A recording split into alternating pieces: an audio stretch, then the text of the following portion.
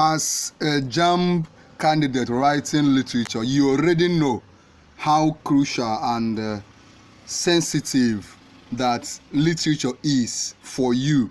Now, in this video, we'll continue. This part 5.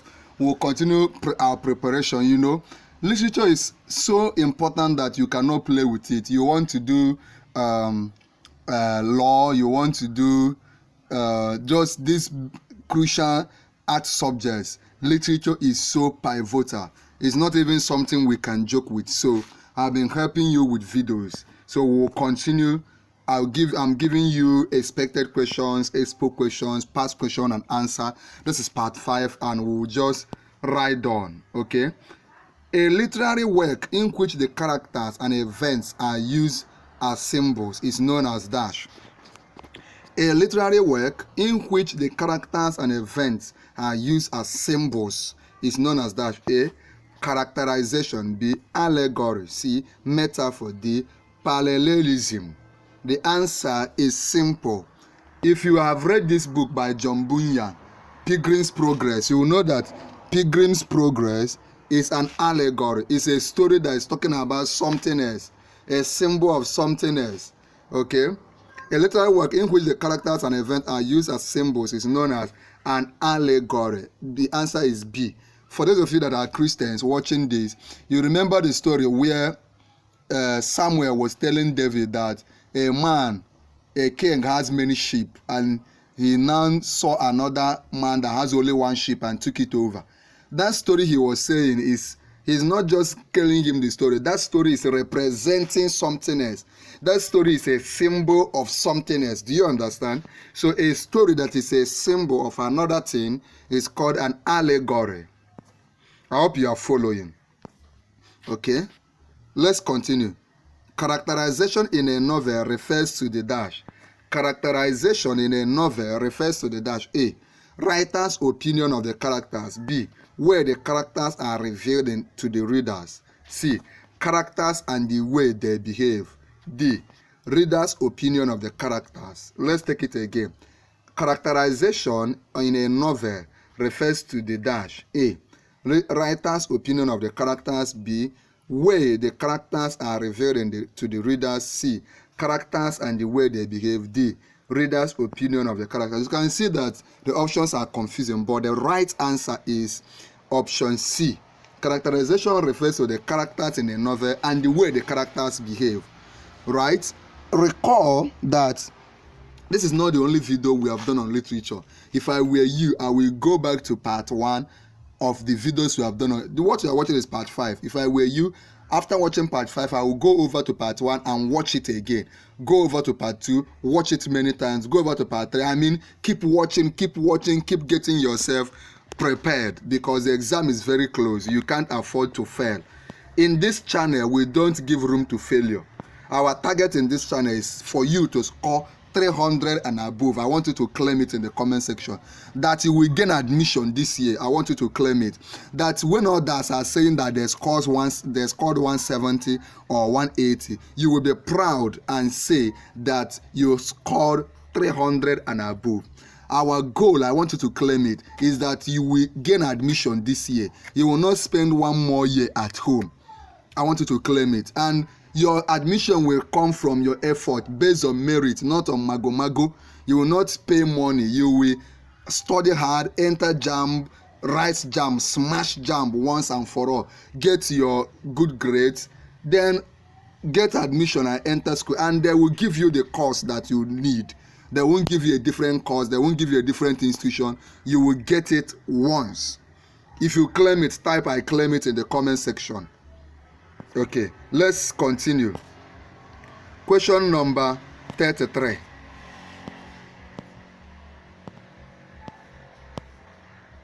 In a literary work, verbal irony refers to a dash. In a literary work, you already know what irony is. Saying something and meaning another thing. Like if you say, oh, this boy says the truth, why you mean that he's a liar? Do you understand? In a literary work, verbal irony refers to a dash. A. Device in which the speaker means the opposite of what he says. B. Situation in which a character speaks or acts against the trend of events. C. Difficult situation which defies a logical or rational resolution. D. Device in which the actor on stage means exactly what he says. You know, you are lucky for finding this video because you are really getting prepared. By the time you start from part 1, watch part 1, watch part 2, watch part 3, watch part 4, watch this part 5, and proceed to watch part 6 and all the rest, nothing will stop you from passing your literature exam. Also remember that there are also questions that will come from the JAMB novels. There are questions recommended novels, recommended books, literary work that JAMB will give you for literature. You also need to get them and read. If you don't know them for this year, you ask in the comment section. If you know them, you can type it out for others. This is very important. Now, back to the question. In literary work, verbal irony refers to the answer. A. Device in which the speaker means the opposite of what he says. B. Situation in which the character speaks or acts against the trend. The answer is A. Verbal irony refers to a device in which the speaker means the opposite of what he says. The opposite of, I've already taught you on this. This should be part of your SS1 work. In the theater, words spoken by a character that are meant to be heard by the audience but not by other characters on stage is called dash. In a theater, words spoken by a character that are meant to be heard by the audience but not by other characters on stage is called a dash. A. Aside. B. Soliloquy. C. Acoustic. D. Tune. Question 34. Let's look at it again. In the theater, words spoken by the character that are meant to be heard by the audience but not by the other characters on stage is called a dash. An aside. B. A soliloquy. C. Acoustic. D. A tune. The answer is an aside. An aside. An aside. Assignment number 1. Tell me the meaning of soliloquy. Just define it in the comment section. By this time, you already know how important the assignments I give are. Don't jump and pass that. Some people will just jump and pass, right? But this one is very important. Okay. 35. Drama. Are you following? I hope you are still here. Drama is the representation of a complete series of action by means of dash. Drama. You know there are 3 genres. There are 3 genres in literature. We have in fact, mention them for me. We have prose, we have drama, and one more which I will not call. I want you to tell me the remaining part, the remaining genre of literature. We have prose, we have drama, and we have dash dash dash. Tell me in the comment section. Okay, drama is a representation of a complete series of actions by means of dash. A.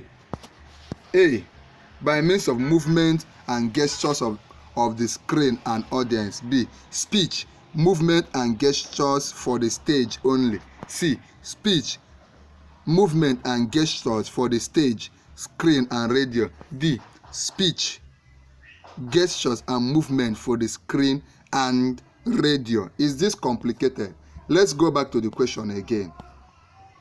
Drama is the representation of a complete series of action by means of dash. A. Movement and gestures for the screen and audience. B.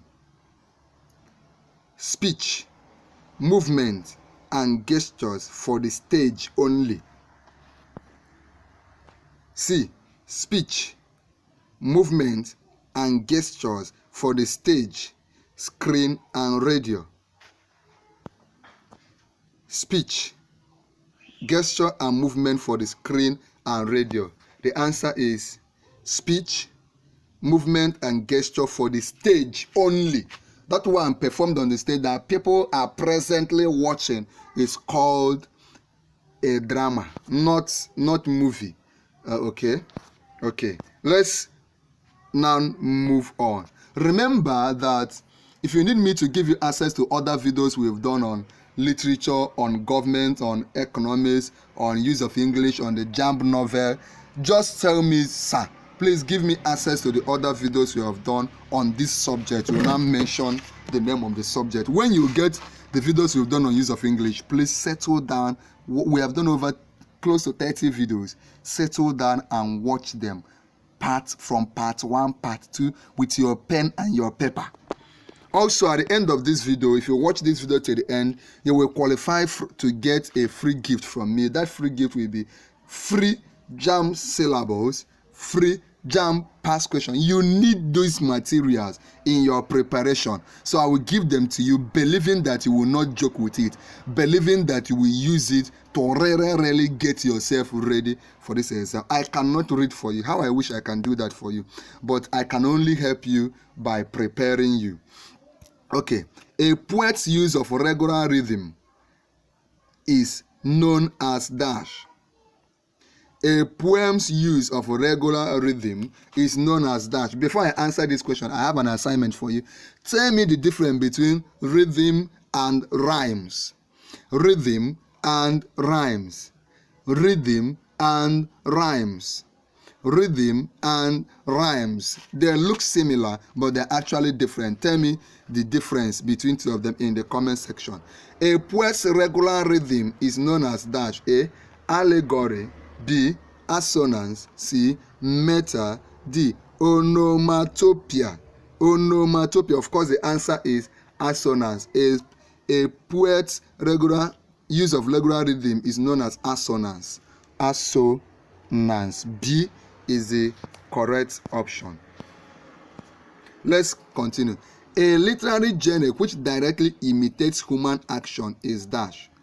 A literary genre which directly imitates human action is dash. A. Drama. B. Comedy. C. Prose. D. Poetry. A literary genre which directly imitates human action is dash. I will not give you the answer. This one is too simple for me to give you answer. So tell me the answer. What you think is the answer of question 37 in the comment section. Okay, we now move on. Question 38. A fable is a story in which dash. A fable, you know about Aesop's fable. Aesop's fable is one of the most popular fables in literature. A fable is a story in which dash. A. Allegations are made about characters. B.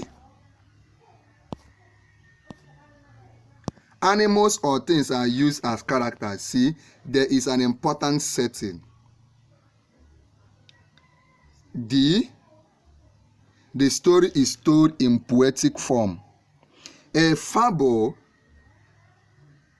this is question, you are looking at question 38. A fable is a story, the answer actually, a fable is a story in which animals or things are used as characters. A fable is a story in which animals or things are used as characters. If you have heard about Aesop's fable, also one of them is about a farmer that owns a geese, and every day he will wake up and see that the geese has laid a golden egg. So he will go and sell it and become rich. Tomorrow the geese will lay another golden egg. The next day the geese will lay. Every morning the farmer is picking up an egg that is made of gold. And with time the farmer became so greedy and he decided to kill the geese, open the stomach and get out all the eggs, only to kill the geese and find out there is no golden egg in the belly of the geese. So it was trying to explain that human beings should learn to be patient and follow process. The geese needs that time to process the egg and produce that golden egg. That is just an example of a fable. Aesop, A-E-S-O-P, Aesop fables, a collection of his stories. Very interesting. We now move on to question number 39. 9.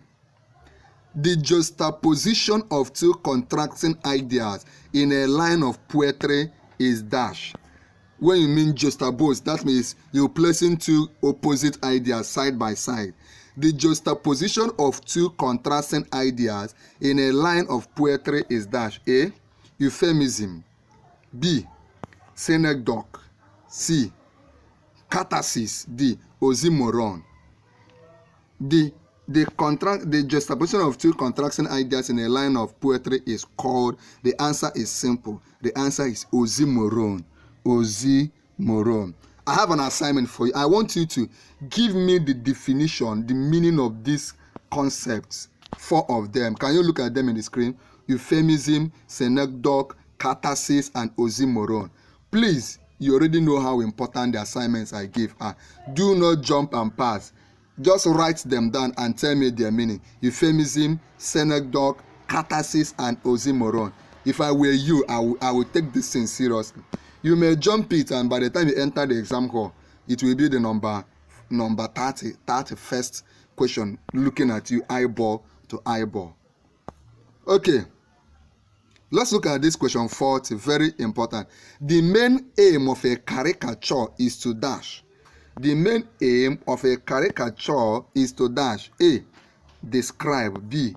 Expose. C. Emphasize. D. Ridicule.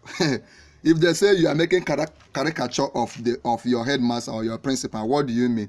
It means you are making ridicule of your headmaster.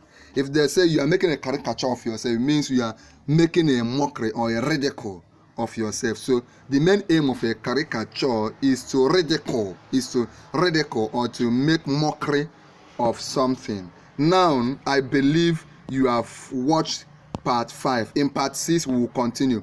To receive the free JAMB past question and free JAMB syllabus, which is so important, you have to do 4 things.